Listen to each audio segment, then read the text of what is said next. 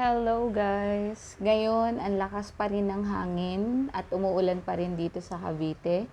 Pero pagkatapos ng ulan, ganito yung nangyari dito sa rent-to-own house na naipundar namin.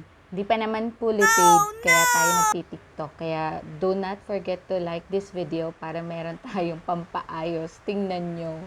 Yan yung nagiging problema kapag hindi natin kita, hindi natin pinatama agad sa kanila at hindi tayo, basta lang tayo tumatanggap ng salita ng mga developer. Dapat sila po yung nag-aayos niyan. Tingnan nyo, hindi naman tumutulo talaga, pero pumapasok lang po yung tubig mula sa pader dahil yung labas ng bahay may mga crack po. Pinaayos namin sa kanila, ayaw nila ayusin. Ang ginawa lang nila ay nilagyan ng waterproofing itong loob ng bahay na dapat naman talaga ay sa labas at yung kabuuan ng bahay. So dahil nga daw po, masisira yung mga pintura na ginawa nila. So ayaw na nilang gumastos, pero tayo na dapat ay hindi pumayag, ngayon tayo yung gagastos.